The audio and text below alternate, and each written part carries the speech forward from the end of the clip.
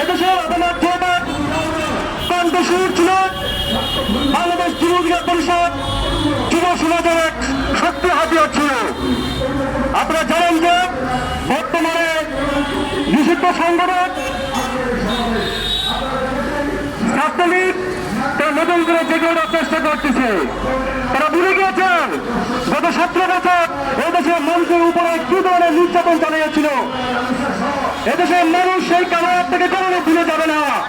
এদেশের মানুষ তাদের কখনো আর গ্রহণ করবে না।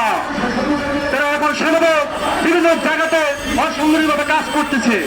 আমি পুলিশ ও প্রশাসনের প্রতি অনুরোধ করবো, আপনারা ভুলে যাবেন না, এদেরকে কখনো প্রশ্রয় দিবেন না।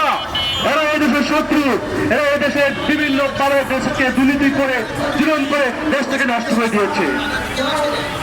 আমি স্বরাষ্ট্রমন্ত্রী প্রতিদিনের সাথে সম্মান সাথে করতে চাই।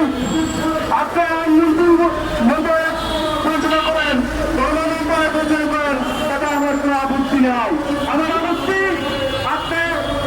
আপনাকে যে দায়িত্ব দেওয়া হয়েছে সে দায়িত্ব সঠিকভাবে যথাযথভাবে পালন করেন, এটি আপনার গুরুত্বপূর্ণ কাজ।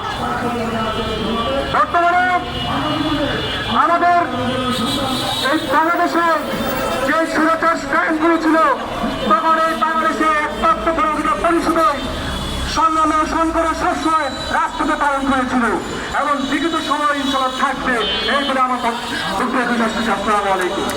ধন্যবাদ ফারুক ভাই।